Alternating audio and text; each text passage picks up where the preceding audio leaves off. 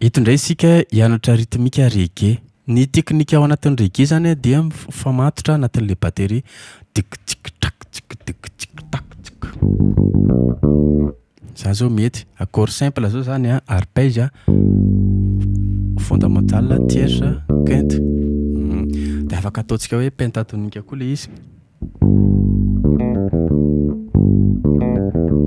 Ça dit 3 4 pan ta ta ta ta ta.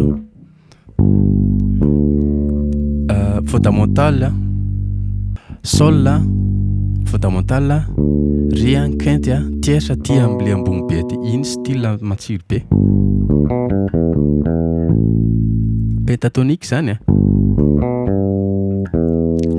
rehefa avy aty amin'ny tierce de octave le sol de mi.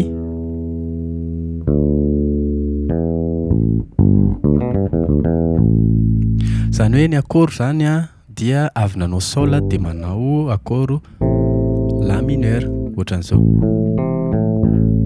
De avy eo si mineur de avy eo do. Sady mianatra accord antsika mametra tanana na do ato averiko.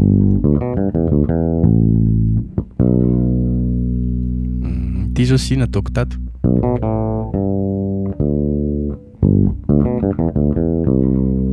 Zany koa zao mety na zany.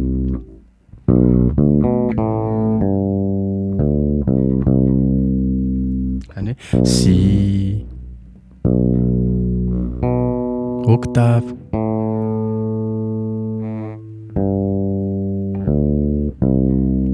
la sol ré do do si la do.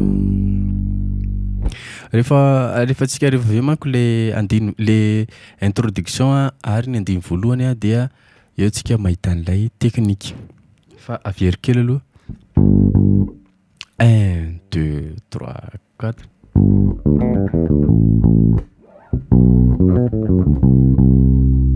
Za zao izy raha nataoko taty.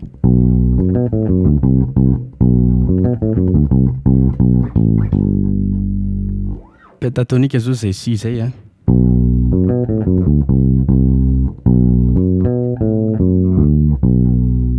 Zany hoe misy modification kely ato. Ty le zavatra tsy tokony tendrena. Ohatra zao naovantsika anazy quinte octave de miverina makato amin'ny la, fa dièse ré miditra atao amin'ny do ny tanjona.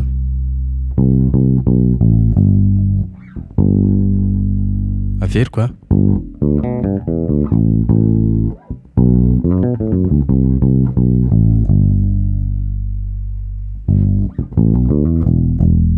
izy ao pentatonique 5 cordes am'bassinao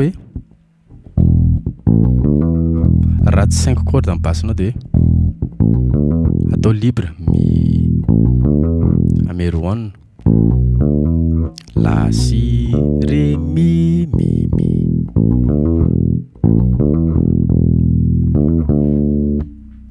De avy eo miditra ré avy eo de ndao ary andramantsika ao anatin'le hira le izy jerentsika an'le repère fidikotonan'le izy teo.